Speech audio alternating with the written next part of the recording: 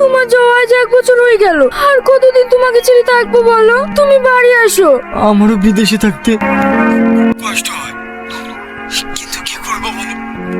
আমাদের একটা ছেলে আছে, ওর ভবিষ্যতের জন্য তো কিছু করতে হবে। তোমার কথাটাও ঠিক, কিন্তু কিছুদিন বাড়িতে থেকে গেলে হতো না? আচ্ছা ঠিক আছে, আমি সামনে ঈদে বাড়ি যাব। একটা কথা বলবো বলছিলাম। কি কথা বলো? বলছি তোমার কাছে এখন লাখখানিক টাকা হবে? এত টাকা নিয়ে তুমি কি করবা? এখন সোনার দাম যেভাবে বাড়ছে, বাবুর জন্য একটা মালা করে রেখে দিলে হতো না? এটা তুমি ঠিক বলেছো। ঠিক আছে, তাহলে আমি আমার বন্ধুদের সঙ্গে কিছু টাকা ধার নিয়ে আজকেই তোমাকে টাকা পাঠিয়ে দিচ্ছি। অবশ্যই, তাহলে বিকেলের মধ্যে পাঠিয়ে দিও, আমি আজই মালা আনতে যাব। আচ্ছা ঠিক আছে, এখন কাজের সময় হয়ে গেছে, আবার রাতে ফোন করব। ঠিক আছে।